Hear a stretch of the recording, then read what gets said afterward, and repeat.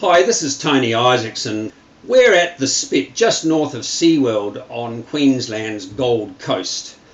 It's Clean Up Australia Day, and Jodie Salmon, the Reef Check Australia Community Engagement Officer, who like me is on the Sunshine Coast, has travelled 2 hours south to be here with Reef Check volunteers Candice Rampel, Cassie Richards, and we were joined by SeaWorld and some dedicated staff who not only supplied us with our air but helped us with a clean-up just opposite Wavebreak Island near the Gold Coast Seaway. Wavebreak Island is subject to a little controversy at the moment because there is a proposal, one of two for the Gold Coast area, for an international cruise ship terminal and casino. So it's really important that data is available for the health of this waterway, and we are on one of Reef Check Australia's patches. It's not a pretty reef with soft corals and hard corals that we might associate with these warmer water locations. This is a protected waterway. It's on the lee side of the Spit. It's a busy waterway. There's many boats that come past this spot, and I was quite impressed with the amount of marine life that's calling this patch their home. Perhaps more impressed by the fact that not much of the bottles, cans and plastic that we might have expected in such a location was scattered underwater. It was mostly fishing gear and fishing tackle that we were collecting. It obviously presents its own hazards to marine life, and so wherever we saw it we packed it up and bagged it.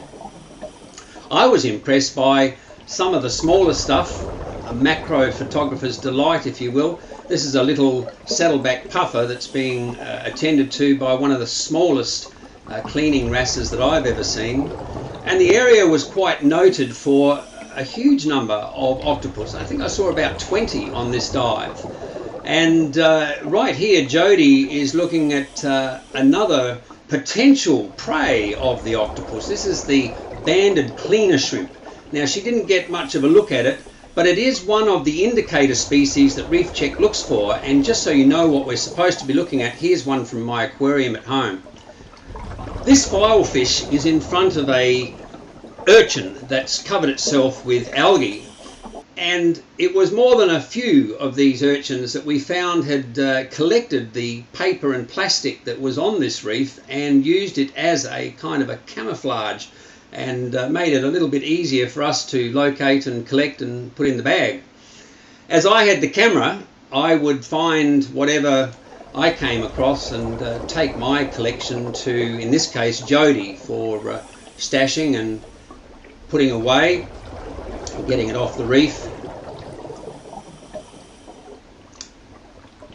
As this was my very first dive in the Seaway area at the Spit, I gave it a big okay, and as I panned away from this shot I noticed this flute mouth had obviously survived a very close encounter with a predator that had two quite prominent top teeth by the looks of it.